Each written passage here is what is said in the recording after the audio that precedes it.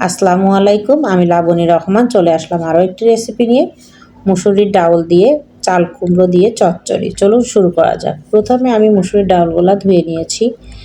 দিয়েছি এখানে চাল কুমড়ো ছোট ছোট করে কেটে, কাঁচামরিচ, পেঁয়াজ বাটা, রসুন বাটা, জিরা বাটা, আর দিয়েছি হলুদের গুঁড়া, স্বাদ মতো লবণ, আর সামান্য একটু পানি দিয়ে আমি আগে সিদ্ধ করে নিব।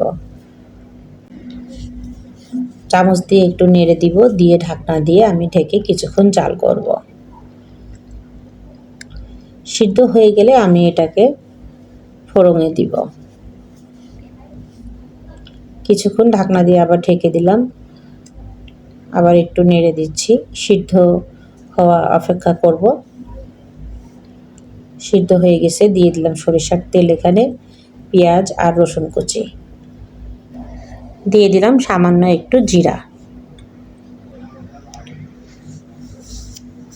তারপরে একটু চামচ দিয়ে নেড়ে আমি সিদ্ধ করে রাখা ডাউল আর চাল কুমড়ো দিয়ে দিলাম, দিয়ে কিছুক্ষণ জাল করব। খুব বেশিক্ষণ এটা জাল করা লাগবে না, ঢাকনা দিয়ে ঢেকে আমি কিছুক্ষণ জাল করব। ঢাকনাটি খুলে আবার একটু নেড়ে দিব। পানি হালকা একটু শুকিয়ে ফেলব, খুব বেশি একটা ডাউল ঝোল রাখবো না, চচ্চড়ি মতো রাখবো। লবণ চেখে নেব ঠিক মতো হয়েছে কিনা, একটু নেড়ে দিব।